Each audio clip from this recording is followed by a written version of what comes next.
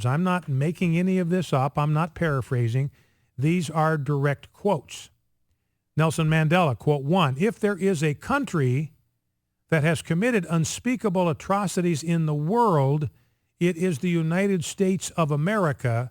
They don't care for human beings. That's Nelson Mandela about the United States. Quote number 2, long live the Cuban Revolution. Long live Comrade Fidel Castro. Here is quote 4, under a Communist Party government, South Africa will become a land of milk and honey. He belonged to the Communist Party in South Africa. He believed that communism was the path of the future. Remember, there was the promise that the land of Canaan would be for the people of Israel a land of milk and honey by God's grace, by God's power. That's not what Nelson Mandela believed in. He believed in that not God, but communism would turn South Africa into a land of milk and honey. Here's another quote. Yasser Arafat was one of the outstanding freedom fighters of this generation. So nothing but fulsome praise for Fidel Castro, for Yasser Arafat. Here's another quote. The cause of communism is the greatest cause in the history of mankind. Those who feel irritated, another one, those who feel irritated by our friendship with President Gaddafi can go jump in the pool. So Gaddafi, Yasser Arafat, Fidel Castro, these were his buds. He lionized these men. He celebrated them. He lauded them to the skies. Let's see. Here's another quote. Communists everywhere fight to destroy capitalist society and to replace it with socialism. So clearly, you notice it's interesting. The goal of communism is what? According to Mandela, it's socialism. So communism and socialism basically are two sides of the same coin. You know, we could use the term communism just as fluidly as we use the term socialism, because even Mandela indicates that these terms are interchangeable. Now, I want to play some sound bites from an interview with a Christian by the name of Dr. Peter Hammond. This is clips 1 through 4, Emily. Peter Hammond is a Christian involved in ministry in South Africa. He organized a huge rally when President Mandela ascended to office and wanted to promote one of the most liberal abortion laws in the world, and he got it done. So Mandela is responsible for one of the worst abortion laws in the entire world. That was Mandela's doing. He was also lifting prohibitions against pornography and other sorts of ills in this law. And so this protest was to protest what Mandela was doing to South Africa's public policy.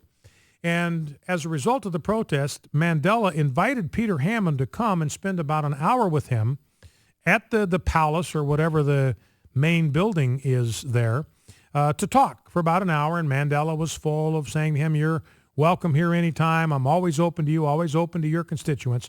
And Dr. Hammond, here's the first quote or the first soundbite from Dr. Hammond about his conversation with Mandela.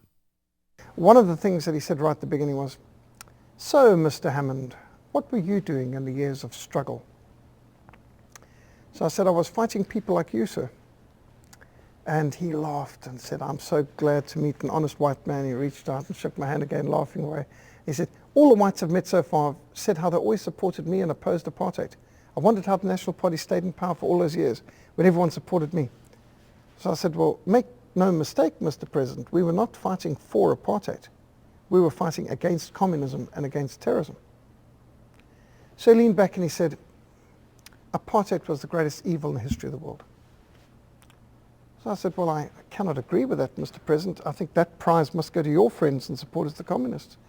The 20th century is littered with the corpses of 160 million people, conservative estimate. Not killed in war by foreign governments, killed in peace by their own people. I'm talking about 160 million people, civilians, murdered by secular, humanist, atheistic, Marxist regimes in the 20th century." So I said, look, we were fighting communism. And what Dr. Hammond says is exactly right. If you look at the death toll around the world, especially in the 20th century, you look at communist regimes. These are atheist regimes with no respect, no regard for God. Communist China, Soviet Union, Soviet Russia, Germany, Vietnam, Cambodia, the death toll is a staggering 160 to 180 million innocent people killed by their own governments in the 20th century alone. Now, one historian has estimated that maybe 2 million people have been killed in the name of the church, in the name of God, the name of the Christian God. Maybe 2 million have been killed in the course of human history in the name of Christianity, innocent people. Now, that's 2 million too many. I mean, nobody's going to defend that. But the point here is that pales in significance to the 180 million that have been killed in the name of godless communism, in the name of atheistic statism in the 20th century alone, in that one century. Not in all of history, but in one century alone, 160 to 180 million. And so Peter Hammond says, look, that's exactly what we were fighting, the communism that you stood for and that you advanced in South Africa. Here is clip number 2. He leaned backwards and stared into the ceiling, and he started to take a trip down memory lane. And he spoke about when he was a prisoner of the Boers on Robben Island. They wouldn't allow him to wear sunglasses. And he said, my eyes are very sensitive and it's very painful to go in the sun without sunglasses. I said, Mr. President, I fully understand and I can appreciate my eyes are very sensitive, and I can imagine how incredibly uncomfortable it must have been. But, sir, you must admit that hardly compares with the kind of atrocities documented by Alexander Solzhenitsyn in the Gulag Archipelago. And, of course, Nelson Mandela had admitted in TV and radio interviews that he has never tortured. Now, there he was, a man who had admitted in open court, pleaded guilty, and remember, he was trained as a lawyer. He pleaded guilty to 156 acts of public violence and terrorism. He is the head of the revolutionary terrorist wing of the ANC, Umkhonto we Sizwe, and he was behind so many different operations, from the planting of bombs in the railway station, which killed women and children, which crippled people, bombs in shopping centers, attacks on farmers, so many acts of violence. You know, this new film Invictus, which portrays him out to be a modern saint, it never mentions why he wasn't present. But not even the Amnesty International would take his case, because they said he wasn't a political prisoner. He had had a fair trial and a reasonable sentence. He'd had his day in court. He was not a political prisoner. He is in jail for acts of violence. And I might add, in 1964, when he was sentenced, he would have been hung in Britain or electrocuted in America for the same offences, because both Britain and America had capital punishment back in the 60s.